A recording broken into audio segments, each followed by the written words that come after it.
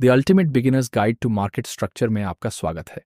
इस कोर्स में आप मार्केट स्ट्रक्चर के बारे में एक सिंपल और नीटली ऑर्गेनाइज तरीके से सीखेंगे ताकि आपको समझने में आसानी हो। बिना किसी देरी के चलिए कोर्स शुरू करते हैं। मार्केट स्ट्रक्चर सिंपली यह लॉजिक है कि प्राइस एक्शन समय के साथ कैसे इवॉल्व होता है। अगर आपको मार्केट स्ट्रक्चर अच्छे से समझ में आ जाता है तो आप ट्रेंड्स और उनके ट्रांजिशंस को आसानी से पहचान सकते हैं। अलग अलग मार्केट सिनारियोज में मिलने वाले स्पेसिफिक ट्रेड अपॉर्चुनिटीज को आइडेंटिफाई कर सकते हैं। स्टॉप लॉस और टेक प्रॉफिट ऑर्डर्स रखने के लिए सही लेवल्स को पहचान सकते हैं। प्राइस एक्शन कैसे मूव करता है इसकी मिस्ट्री को दूर कर सकते हैं और अपैरेंट केओस में ऑर्डर निकाल सकते हैं।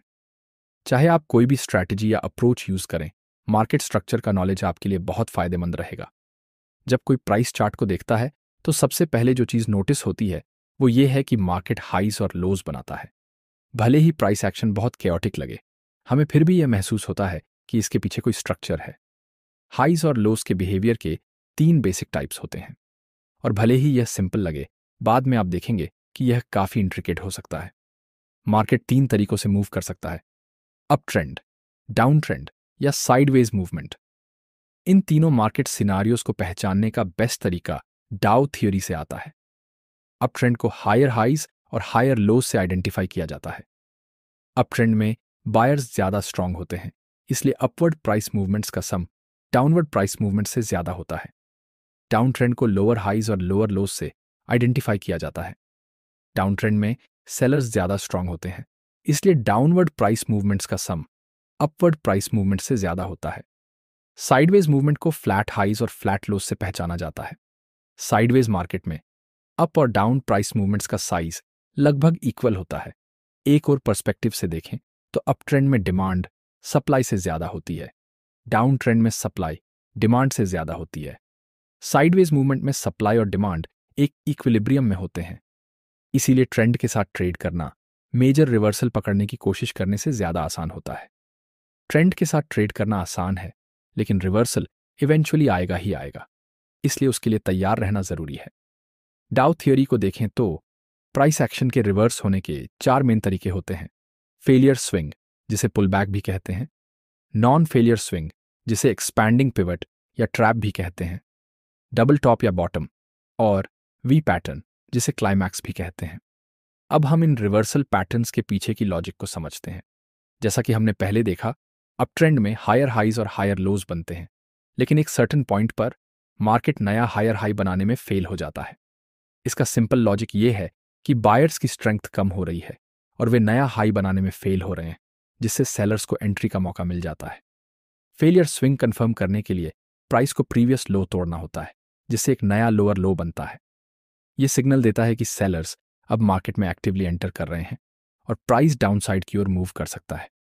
फेलियर स्विंग या पुलबैक को ट्रेड करने का सही तरीका ब्रेकआउट पर सेल करना नहीं है, बल्कि प्राइस के सप्लाई जोन में वापस आने का वेट करना चाहिए। इससे एक ज्यादा प्रिसाइज एंट्री और लॉजिकल स्टॉप लॉस प्लेसमेंट मिल सकता है। अगर आप फेलियर स्विंग का लॉजिक समझ गए हैं तो नॉन फेलियर स्विंग को समझना भी आसान हो जाएगा। अब ट्रेंड के एग्जाम्पल में नॉन फेलियर स्विंग तब होता है जब मार्केट पहले हायर हाई बनाता है और फिर तुरंत एक लोअर लो बनाता है। फेलियर स्विंग में पहले बायर्स फेल होते हैं, फिर सेलर्स आते हैं, लेकिन नॉन फेलियर स्विंग में सेलर्स पहले ही एग्रेसिवली एंट्री ले लेते हैं। ये ट्रेंड में एक मेजर रप्चर को रिप्रेजेंट करता है। इसे एक्सपैंडिंग पिवट क्यों कहा जाता है, यह समझना भी आसान है। हाईज और लोज समय के साथ एक्सपैंड होते हैं। एक्सपैंडिंग पिवट को ट्रेड करने का तरीका यह है कि प्राइस के सप्लाई जोन में वापस रिट्रेस करने का वेट किया जाए, जो लास्ट हायर हाई के पास होता है, खासकर जब अप ट्रेंड डाउन ट्रेंड में ट्रांजिशन कर रहा हो। डबल टॉप या बॉटम फेलियर स्विंग और नॉन फेलियर स्विंग के बीच का कुछ होता है। इस पैटर्न में बायर्स एक फ्लैट हाई बनाते हैं, यानी एक डबल टॉप। इसका लॉजिक ये है कि बायर्स के पास अभी भी पावर होती है, लेकिन वे नया हायर हाई बनाने के लिए इनफ स्ट्रांग नहीं होते। इस पैटर्न की कंफर्मेशन तब होती है जब सेलर्स एक लोअर लो बनाते हैं। आइडियल सिनारियो ये होता है कि प्राइस वापस सप्लाई जोन में आए, जो फ्लैट हाई के पास हो। बाकी पैटर्न्स की तरह ट्रेडर को वेट करना चाहिए कि प्राइस सप्लाई जोन में पुल बैक करे जब अप ट्रेंड डाउन ट्रेंड में ट्रांजिशन कर रहा हो। डबल टॉप को ट्रेड करने का एक और तरीका यह है कि रेजिस्टेंस लेवल पर डबल टॉप बनने की एंटिसिपेशन की जाए, ये देखने के लिए कि प्राइस एक्शन उस लेवल पर कैसे बिहेव कर रहा है। बाद में हम इसका एक एग्जाम्पल देखेंगे। चौथा पैटर्न है क्लाइमैक्स, जिसे भी टॉप या बॉटम भी कहा जाता है। क्लाइमैक्स तब होता है जब डोमिनेंट मार्केट प्लेयर, जो इस केस में बायर्स है, एक साफ और ओवर एक्सटेंडेड मूवमेंट प्रोड्यूस करता है। ये मूवमेंट इस मार्केट प्लेयर की एनर्जी को एग्जॉस्ट कर देता है और इसके बाद ऑपोजिट मार्केट प्लेयर से एक क्लीन मूवमेंट आता है।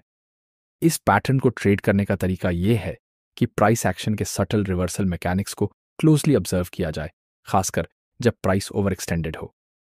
भले ही ये चारों पैटर्न्स काफी सिंपल लगें, लेकिन कभी कभी ये एक दूसरे में इंटरट्वाइन हो जाते हैं और डिसेप्टिव सिचुएशंस पैदा कर सकते हैं। कई वेरिएशंस हो सकती हैं कि यह कैसे होता है।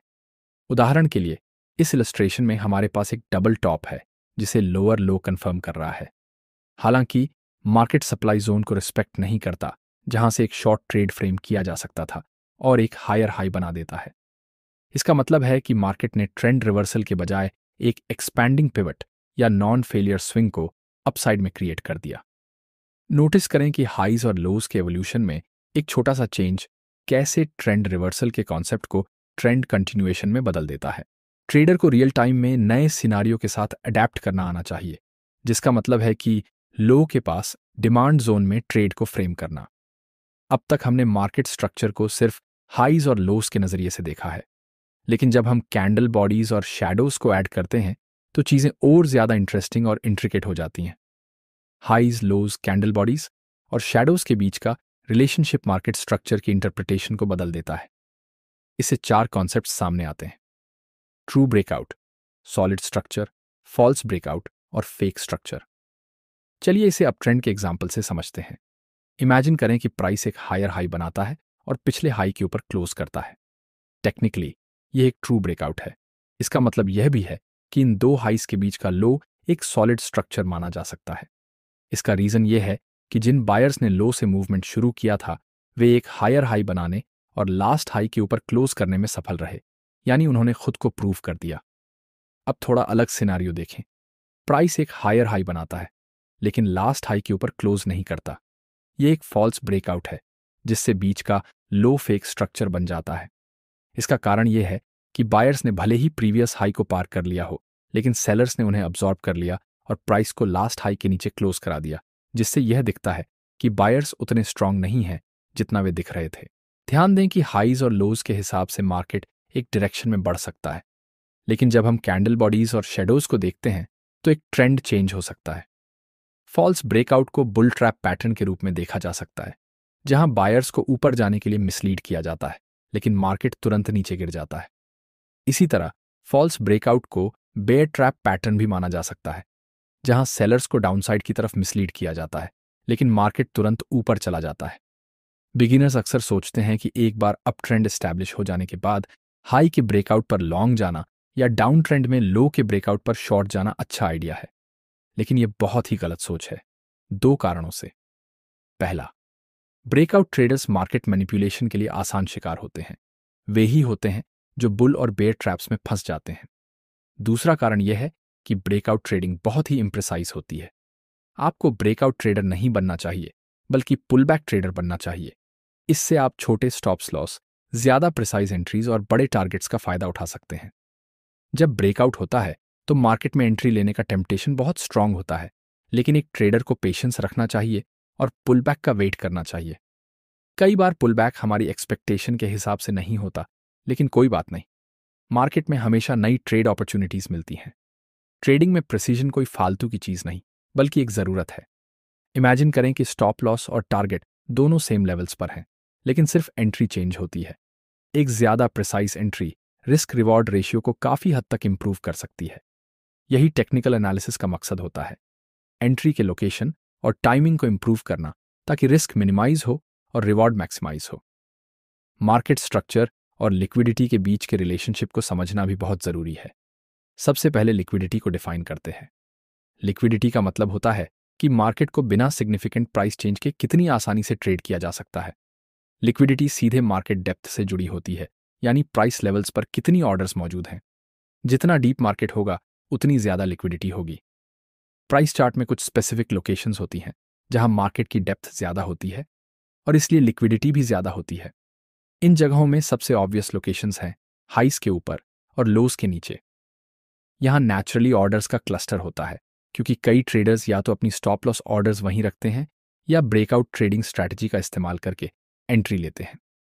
उदाहरण के लिए, हाइस के ऊपर उन ब्रेकआउट ट्रेडर्स की बाय स्टॉप ऑर्डर्स होती हैं जो सोचते हैं कि प्राइस के लास्ट हाई को तोड़ने पर लॉन्ग जाना एक अच्छा आइडिया है। इसी जगह पर उन ट्रेडर्स की स्टॉप लॉस ऑर्डर्स भी होती हैं जिन्होंने हाई के पास शॉर्ट किया था, क्योंकि शॉर्ट ट्रेड की स्टॉप लॉस ऑर्डर भी एक बाय स्टॉप ऑर्डर होती है। लोस के नीचे उन ब्रेकआउट ट्रेडर्स की सेल स्टॉप ऑर्डर्स होती हैं जो सोचते हैं कि प्राइस के लास्ट लो को तोड़ने पर शॉर्ट जाना सही रहेगा। वहीं उन ट्रेडर्स की स्टॉप लॉस ऑर्डर्स भी होती हैं जिन्होंने लो के पास लॉन्ग किया था, क्योंकि लॉन्ग ट्रेड की स्टॉप लॉस ऑर्डर एक सेल स्टॉप ऑर्डर होती है। यह सब समझना जरूरी है, क्योंकि प्राइस के हाई लिक्विडिटी लेवल्स के पास होने वाले बिहेवियर को क्लोजली ऑब्जर्व करके एक ट्रेडर रियल टाइम में मार्केट मैनिपुलेशन टैक्टिक्स को पहचान सकता है। इससे न केवल ट्रेडर मैनिपुलेशन से बच सकता है, बल्कि ट्रेंड के अगले मूव को भी एंटिसिपेट कर सकता है। बुल और बेयर ट्रैप पैटर्न्स, जिनके बारे में हमने पहले चर्चा की थी, लिक्विडिटी जोन्स जो हाइस के ऊपर और लोस के नीचे होते हैं, उनका फायदा उठाते हैं ताकि नए और अनजान मार्केट प्लेयर्स को सूक्ष्म रूप से मैनिपुलेट किया जा सके। अब समय आ गया है कि हम थोड़ा और एडवांस्ड कॉन्सेप्ट को एक्सप्लोर करें। Fractal market structure. Price fractal होता है, जिसका मतलब है कि पैटर्न्स खुद के अंदर या बाहर रिपीट होते हैं। ये इस पर डिपेंड करता है कि आप किस पर्सपेक्टिव से देख रहे हैं। इसका ट्रेडिंग पर गहरा असर पड़ता है। सबसे बेसिक इंप्लीकेशन ये है कि जिस टाइम फ्रेम पर आप ट्रेड करते हैं वह मैटर नहीं करता।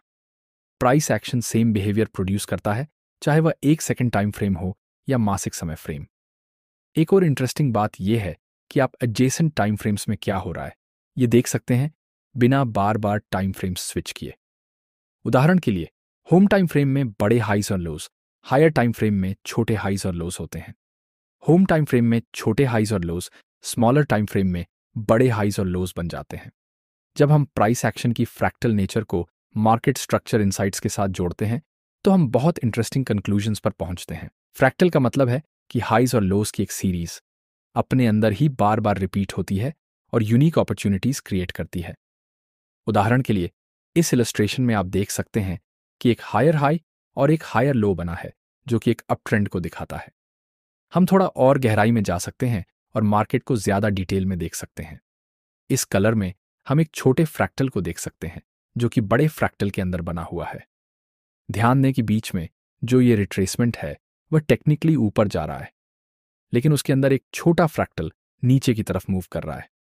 फ्रैक्टल एनालिसिस हमें यह समझने में मदद करता है कि एक अप ट्रेंड के अंदर डाउन ट्रेंड हो सकता है या इसके ऑपोजिट।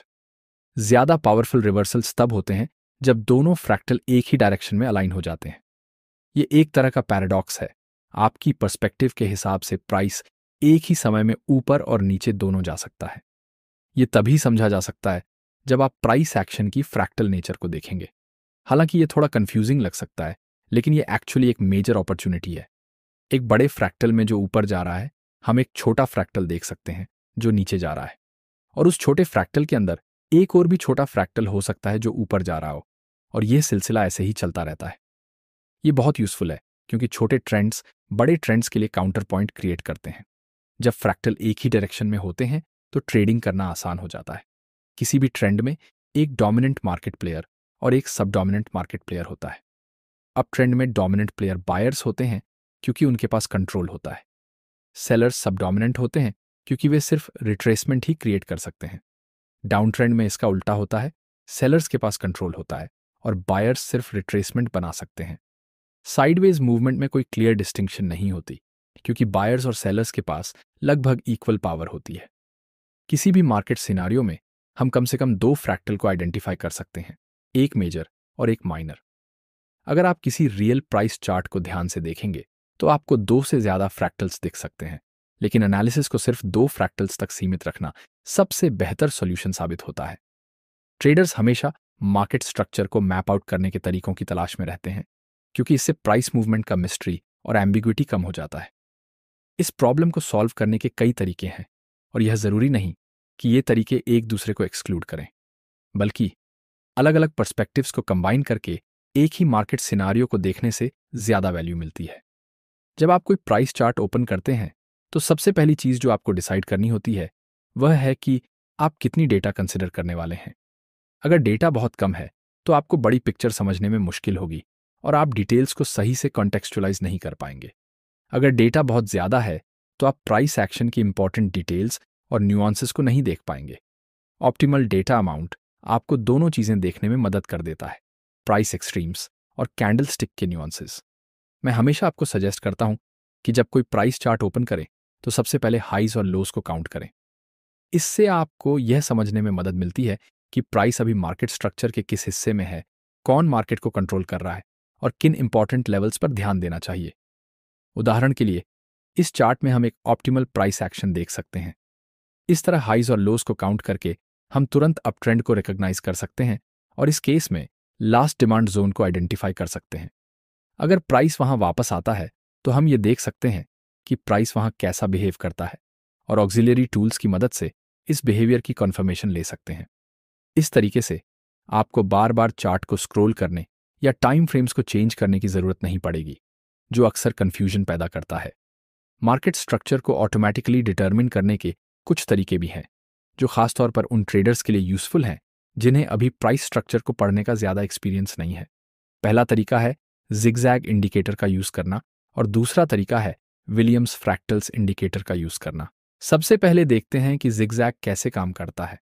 इंडिकेटर को प्लॉट करें और सेटिंग्स में जाकर प्राइस डिविएशन फॉर रिवर्सल्स को 1 पर सेट करें और पिवट लैग्स को 2 पर रखें। आप देखेंगे कि यह इंडिकेटर आपके लिए ऑटोमेटिकली बड़े मार्केट स्ट्रक्चर को हाईलाइट कर देगा। अगर आप प्राइस डिविएशन फॉर रिवर्सल्स को 0.5 पर सेट करते हैं तो इंडिकेटर छोटे स्ट्रक्चर को हाईलाइट करेगा और अगर इसे 0.1 पर सेट करें तो यह और भी छोटे स्ट्रक्चर को दिखाएगा। अब आपको इसका आइडिया मिल गया होगा। आप 2 जिगजैग इंडिकेटर्स भी प्लॉट कर सकते हैं, एक मेजर स्ट्रक्चर के लिए और दूसरा माइनर स्ट्रक्चर के लिए, जैसा कि आप यहां देख सकते हैं। मार्केट स्ट्रक्चर को ऑटोमेटिकली देखने का दूसरा तरीका है विलियम्स फ्रैक्टल्स इंडिकेटर का इस्तेमाल करना। यह इंडिकेटर उस कैंडल के ऊपर एक आरो बनाएगा जो कि एक सर्टेन नंबर की कैंडल्स के बीच हाईएस्ट हाई या लोएस्ट लो को रिप्रेजेंट करता है। सेटिंग्स में पीरियड्स नाम के बॉक्स में जाकर आप रेजोल्यूशन को बदल सकते हैं। अगर आप लोअर पीरियड जैसे कि 3 रखते हैं तो ये स्ट्रक्चर की ज्यादा डिटेल्ड रेजोल्यूशन दिखाएगा। वहीं अगर आप इसे 9 जैसे बड़े पीरियड पर सेट करते हैं तो यह कुछ नॉइस को फिल्टर करेगा और सिर्फ इंपॉर्टेंट मार्केट स्ट्रक्चर को दिखाएगा। हालांकि मार्केट स्ट्रक्चर को ऑटोमेटिकली मैप करने के ये तरीके बिगिनर्स के लिए काफी यूजफुल हैं, लेकिन मैन्युअली इसे पहचानने का तरीका सीखने से बेहतर कुछ नहीं। ये जरूरी है कि आप चार्ट में मेजर और माइनर हाइस और लोस को पहचानना सीखें और यह भी समझें कि ऐसा करने पर अक्सर एम्बिग्विटी क्यों उभरती है। जब आपने हाइस और लोस को चार्ट पर मार्क कर लिया तो अब आपको उन्हें इंटरप्रेट करना आना चाहिए। यही वह जगह है जहां बिग 3 फेज एनालिसिस मेथड्स काम आती है। मार्केट स्ट्रक्चर को एनालाइज करने के 3 बड़े तरीके हैं, डाउ थ्योरी, वाइकॉफ मेथड और Elliott wave theory. Dow theory का मेन प्रिंसिपल है कि मार्केट में हाइज और लोस के एवोल्यूशन को ऑब्जर्व करके ट्रेंड को आइडेंटिफाई किया जाए। ये मार्केट में ट्रेंड को पहचानने का सबसे पुराना और आज भी सबसे इफेक्टिव तरीका है। वाइकॉफ मेथड को आप डाउ थ्योरी का एक एवोल्यूशन मान सकते हैं। इसमें ट्रेंड को आइडेंटिफाई करने के सिंपल तरीके के साथ साथ वेल इन्फॉर्म्ड ट्रेडर्स द्वारा अनइन्फॉर्म्ड ट्रेडर्स को मैनिपुलेट करने की प्रोसेस को भी समझा जाता है। यह प्रोसेस सप्लाई या डिमांड के अब्जॉर्प्शन से शुरू होती है, फिर एक फाइनल मैनिपुलेटिव मूव होती है जिससे एक नया ट्रेंड शुरू हो जाता है। वाइकॉफ मेथड का मेन एलिमेंट ट्रैप पैटर्न है। एलियट वेव की एसेंस फ्रैक्टल तरीके से 5 से 3 पैटर्न को पहचानने में है। अगर आप इस बेसिक आइडिया को फॉलो करते हैं तो आपको ज्यादा अच्छे रिजल्ट्स मिलेंगे, बजाय इसके कि आप थ्योरी के बहुत स्पेसिफिक रूल्स को स्ट्रिक्टली फॉलो करें। मार्केट स्ट्रक्चर को बेहतर तरीके से समझने के लिए आप डाउ, वाइकॉफ और एलियट को इंटीग्रेट कर सकते हैं। जब ये तीनों एक दूसरे से अग्री करते हैं तो आप एक हाई प्रोबेबिलिटी ट्रेड सेटअप बना सकते हैं। मार्केट स्ट्रक्चर को इंटरप्रेट करने का एक और तरीका है चार्ट पैटर्न्स को पहचानना, जिन्हें प्राइस एक्शन पैटर्न्स भी कहा जाता है। ये पैटर्न्स 3 प्रकार के होते हैं, रिवर्सल, कंटिन्यूएशन और न्यूट्रल पैटर्न्स। अगर आप चार्ट पैटर्न्स को गहराई से समझना चाहते हैं तो मेरे YouTube चैनल पर चार्ट पैटर्न्स वाली वीडियो देखें। भले ही कई चार्ट पैटर्न्स मौजूद हैं, लेकिन सबसे अच्छे पैटर्न्स वही हैं जिन्हें हमने पहले देखा है। अगर आप मार्केट को इन 4 तरीकों से देखने की आदत डाल लेते हैं तो आपको बेहतर रिजल्ट्स मिलेंगे और आपको दर्जनों क्लासिक चार्ट पैटर्न्स को याद रखने की जरूरत नहीं पड़ेगी, क्योंकि हकीकत में वे कई कारणों से अक्सर अनरिलायबल साबित होते हैं। मार्केट स्ट्रक्चर को मैप करने का अगला तरीका हार्मोनिक पैटर्न्स है। हार्मोनिक पैटर्न्स को एक तरह के प्राइस एक्शन पैटर्न्स की कैटेगरी में रखा जा सकता है। इनमें होता यह है कि हार्मोनिक पैटर्न्स कुछ स्पेसिफिक वर्टिकल रेशियोज को फॉलो करते हैं, इसलिए इन्हें हार्मोनिक कहा जाता है। चार्ट पैटर्न्स की तरह ही कई हार्मोनिक पैटर्न्स होते हैं, लेकिन सबसे अच्छे और रिलायबल पैटर्न्स वही होते हैं जो सिंपल होते हैं, जैसे कि AB बराबर CD पैटर्न। मार्केट स्ट्रक्चर को समझने का एक और तरीका है एम और W पैटर्न्स को पहचानना, जिन्हें आर्थर मेरिल ने आउटलाइन किया था। एम और W पैटर्न्स को समझने के लिए यह देखना यूजफुल होगा कि प्राइस एक्शन एक ग्रिड पर कैसे बिहेव करता है। ये पैटर्न्स आपको प्राइस एक्शन से निकलने वाली अलग अलग पॉसिबिलिटीज को समझने में मदद करते हैं, खासतौर पर प्राइस मूवमेंट्स के 4 ऑल्टरनेशंस को ध्यान में रखते हुए। ये 32 पैटर्न्स 6 बेसिक कैटेगरीज में क्लासिफाइड किए जा सकते हैं: up trend, down trend, head and shoulders, inverted head and shoulders, triangles और ब्रॉडनिंग फॉर्मेशंस। अप ट्रेंड के 4 पॉसिबिलिटीज होती हैं, डाउन ट्रेंड के 4 पॉसिबिलिटीज होती हैं, हेड एंड शोल्डर्स के 6 पॉसिबिलिटीज होती हैं, इन्वर्टेड हेड एंड शोल्डर्स के 6 पॉसिबिलिटीज होती हैं, ट्रायंगल फॉर्मेशंस के 2 पॉसिबिलिटीज होती हैं और ब्रॉडनिंग फॉर्मेशंस के 2 पॉसिबिलिटीज होती हैं। यहाँ 2 इंपॉर्टेंट बातें ध्यान में रखने वाली हैं। पहली, इन पैटर्न्स और उनके नामों को याद रखना जरूरी नहीं है, और दूसरी, ये प्राइस एक्शन की सारी पॉसिबिलिटीज को पूरी तरह रिप्रेजेंट नहीं करते। उदाहरण के लिए, एम और W पैटर्न केवल 4 प्राइस मूवमेंट और Y एक्सिस पर उनके वेरिएशन को कंसीडर करते हैं, लेकिन प्राइस एक्शन X एक्सिस में होने वाले चेंजेस को भी एक साथ इनकॉर्पोरेट करता है। इसके अलावा ये पैटर्न्स खुद के अंदर ही बार बार रिपीट होते हैं, जैसा कि हमने पहले देखा। असल में पॉइंट यह है कि प्राइस एक्शन के 4 कंसेक्यूटिव मूवमेंट्स किस तरह नजर आ सकते हैं, इसे समझना ज्यादा जरूरी है। मार्केट स्ट्रक्चर को समझने के लिए साइकिल एनालिसिस भी एक हेल्पफुल तरीका है। हम मार्केट को एक सिंपल तरीके से देख सकते हैं, जहां एक साइक्लिक कंपोनेंट होता है और एक ट्रेंड कंपोनेंट। अगर हम इन दोनों को जोड़ दें तो हमें ट्रेंडिंग हाइज और लोज की एक सीरीज मिलती है। साइक्लिक कंपोनेंट को हाइज और लोज के फ्रैक्टल के रूप में देखा जा सकता है। असली मार्केट में अलग अलग एम्पलीट्यूड्स और लेंथ्स के साथ अलग अलग हाइज और लोज के फ्रैक्टल आपस में इंटरट्वाइन होते हैं, और यही मार्केट स्ट्रक्चर के पैटर्न्स को जन्म देता है। उदाहरण के लिए, इस इलस्ट्रेशन में हमारे पास 2 साइकिल्स हैं। एक मेजर साइकिल है जो इस कलर में दिख रही है, और एक माइनर साइकिल है जो इस कलर में है, जो प्राइस एक्शन में होने वाली मूवमेंट्स को रिप्रेजेंट करता है। अगर हम इन दोनों साइकिल्स को एक साथ ओवरले करें तो हमें एक नया पैटर्न मिलता है। ध्यान दें कि कुछ पैटर्न्स जैसे फेलियर स्विंग और नॉन फेलियर स्विंग यहां उभर कर आते हैं, जिन्हें हम पहले से पहचानते हैं। अगर हम इन साइकिल्स को थोड़ा बदल दें तो मार्केट की एक अलग कंडीशन बनती है। इस केस में इन पर्टिकुलर साइकिल्स का सुपरपोजिशन डबल टॉप्स और डबल बॉटम्स बनाता है। अगर हम साइकिल्स को फिर से थोड़ा और बदलें तो ये हेड एंड शोल्डर्स पैटर्न उभर आता है। रिट्रेसमेंट्स की डेप्थ पर ध्यान देना भी इंपॉर्टेंट है। आमतौर पर रिट्रेसमेंट की डेप्थ और ट्रेंड की पावर के बीच इनवर्स रिलेशनशिप होती है। जितने शैलो रिट्रेसमेंट्स होंगे, ट्रेंड उतना ही ज्यादा पावरफुल होगा। इसका कारण यह है कि जब रिट्रेसमेंट्स शैलो होते हैं तो डोमिनेंट और सबडोमिनेंट प्लेयर्स के बीच पावर की डिस्क्रेपेंसी बहुत ज्यादा होती है। इसका मतलब है कि डोमिनेंट प्लेयर के पास बहुत ज्यादा पावर होती है, जबकि सबडोमिनेंट प्लेयर के पास लगभग कोई पावर नहीं होती, जिससे ट्रेंड नेचुरली और ज्यादा पावरफुल हो जाता है। मार्केट स्ट्रक्चर जितना भी इंपॉर्टेंट हो, टेक्निकल एनालिसिस सिर्फ स्ट्रक्चर तक सीमित नहीं रहता, बल्कि उन फोर्सेस को भी एनालाइज करता है जो स्ट्रक्चर को अफेक्ट करती हैं, जैसे मोमेंटम एंड वॉल्यूम। इन्हें सिर्फ प्राइस एक्शन को देखकर एक्सेस नहीं किया जा सकता। इन फोर्सेस को समझना इसलिए जरूरी है क्योंकि कभी कभी प्राइस मूवमेंट दिखने में बहुत पावरफुल लगता है, लेकिन उसमें इनफ मोमेंटम नहीं होता जो उसे सपोर्ट कर सके। मोमेंटम, वॉल्यूम और प्राइस एक्शन के बीच के रिलेशन को समझना भी बहुत जरूरी है, क्योंकि यह मार्केट की असली स्ट्रेंथ को समझने में मदद करता है। क्लासिक वॉल्यूम टूल्स जैसे कि वॉल्यूम हिस्टोग्राम अक्सर प्रॉब्लमैटिक होते हैं क्योंकि वे मार्केट डेटा को पूरी तरह से रिवील नहीं करते। एडवांस्ड वॉल्यूम स्टडी, जिसे ऑर्डर फ्लो एनालिसिस कहते हैं, सपोर्ट और रेजिस्टेंस लेवल्स, साथ ही सप्लाई और डिमांड जोन को वैलिडेट करने में बहुत मददगार होती है। अब हम मार्केट स्ट्रक्चर का इस्तेमाल करके कुछ सिंपल ट्रेड सेटअप्स को देखेंगे। हमने पहले ही एस्टैब्लिश कर लिया है कि ब्रेकआउट ट्रेडिंग की बजाय पुलबैक ट्रेडिंग करना ज्यादा बेहतर होता है। इसीलिए हमें यह समझना ज़रूरी है कि पुलबैक को कैच करने के अलग अलग तरीके क्या हैं। इसमें चैलेंजिंग बात यह है कि पुलबैक कई तरीकों से हो सकता है। अगर आप इस पर और डिटेल में जानना चाहते हैं तो मेरे पास एक वीडियो है जिसमें पुलबैक को पूरा एक्सप्लेन किया गया है। इस पहले एग्जाम्पल में हम नॉन फेलियर स्विंग के बाद पुलबैक को एनालाइज करेंगे। यहां हमारे पास निफ्टी का 1 आवर चार्ट है। अगले स्लाइड में नॉन फेलियर स्विंग को हाईलाइट किया गया है। पहले एक लोअर लो, फिर उसके बाद एक हायर हाई। जब यह पैटर्न आइडेंटिफाई हो जाए तो आपको ऐसे तरीके खोजने होंगे जो आपको स्मॉलर स्टॉप लॉस और लार्जर पोटेंशियल रिवॉर्ड के साथ ट्रेड करने का मौका दें। एक तरीका है एंड्रूज पिचफॉर्क टूल का इस्तेमाल करना, जिसे हाई, लोअर लो और हायर हाई पर प्लॉट किया जाता है। इस केस में पिचफॉर्क की सेंटर लाइन पुलबैक को इंडिकेट कर रही है। ध्यान दें कि सेंटर लाइन को टच करने वाली कैंडल का लोअर लो बहुत इंपॉर्टेंट होता है।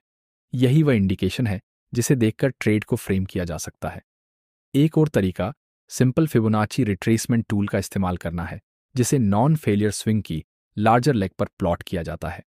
यहां हम देख सकते हैं कि प्राइस रिट्रेस होकर 61.8% रिट्रेसमेंट लेवल पर रिएक्ट कर रही है, जो एक बहुत कॉमन रिट्रेसमेंट लेवल है। अगर हम फ्रैक्टल मार्केट स्ट्रक्चर को एनालाइज करें तो हमें इसके अंदर एक और नॉन फेलियर स्विंग देखने को मिलता है। ये लार्जर नॉन फेलियर स्विंग है और उसके अंदर एक छोटा नॉन फेलियर स्विंग है। ध्यान दें कि लार्जर नॉन फेलियर स्विंग के बाद पुलबैक वहीं रुकता है जहां छोटे नॉन फेलियर स्विंग का लास्ट लो ब्रेक हुआ था। पुलबैक पकड़ने का एक और तरीका है एक सिंपल चैनल बनाना। अगर हम दो हाइस को कनेक्ट करें तो हमें एक एंगल मिलेगा जिसे लो तक डुप्लीकेट किया जा सकता है। यहां हम देख सकते हैं कि चैनल की लोअर लाइन पुलबैक को बहुत अच्छी तरह कैच कर रही है। इस तरह कई अलग अलग तरीकों से पुलबैक को पकड़ने की पॉसिबिलिटी होती है। अब हम एक और एग्जाम्पल पे आते हैं जो बैंक निफ्टी के 10 मिनट के टाइम फ्रेम पर बेस्ड है। इस इमेज में हम देख सकते हैं कि यहां एक डबल टॉप का फॉर्मेशन हो रहा है। डबल टॉप को ट्रेड करने का सबसे अच्छा तरीका यह है कि हम पहले ही दूसरे टॉप को एंटिसिपेट करें और प्राइस एक्शन के बिहेवियर को ध्यान से देखें। इस केस में जब प्राइस पहले टॉप द्वारा बनी रेजिस्टेंस तक पहुंचती है तो एक रिएक्शन होता है। कुछ लोग इसे इन्वर्टेड हैमर कहेंगे, कुछ इसे पिन बार कहेंगे और हम इसे फ्रैक्टल बार कह सकते हैं। कभी कभी एक सिंपल रिएक्शन ही ट्रेड को फ्रेम करने के लिए काफी होती है। अगर आपको कॉन्फर्मेशन के लिए और इंडिकेशन चाहिए तो आप मॉडिफाइड शिफ्ट पिचफॉर्क को सबसे इंपॉर्टेंट एक्सट्रीम्स पर प्लॉट कर सकते हैं, फिर इसे ऊपर की ओर डुप्लीकेट कर सकते हैं। इससे यह साफ दिखता है कि double top market as per बन रहा है। एक और क्विक एग्जाम्पल है एंकर्ड वीवैप को पहले टॉप पर प्लॉट करना। यहां हम देखते हैं कि प्रोमिनेंट अपर शैडो वाली कैंडल जो दूसरा टॉप बनाती है एंकर्ड वीवैप की 2 सिग्मा लाइन को लगभग एग्जैक्ट टच कर रही है। ध्यान दें कि यह एक डाउन ट्रेंड है जो इस ट्रेड के ओवरऑल कॉन्टेक्स्ट को सपोर्ट करता है। तीसरे और फाइनल एग्जाम्पल में हमारे पास निफ्टी का 4 आवर चार्ट है। इस केस में मैं आपको वी बॉटम पैटर्न दिखाना चाहता हूं, जिसे क्लाइमैक्स भी कहा जाता है। वी बॉटम पैटर्न आमतौर पर एक तेज डाउनसाइड मूवमेंट से पहचाना जाता है, जिसमें लगातार कई बियरिश कैंडल्स होती हैं। फिर अचानक यह पैटर्न ब्रेक होता है, जो अलग अलग तरीकों से हो सकता है। इस स्पेसिफिक एग्जाम्पल में हम देखते हैं कि बेरिश कैंडल्स की एक सीरीज के बाद अचानक एक बड़ी बुलिश कैंडल बनती है। यह सिग्नल देता है कि वी फॉर्मेशन एग्जॉस्शन पॉइंट पर पहुंच चुका है।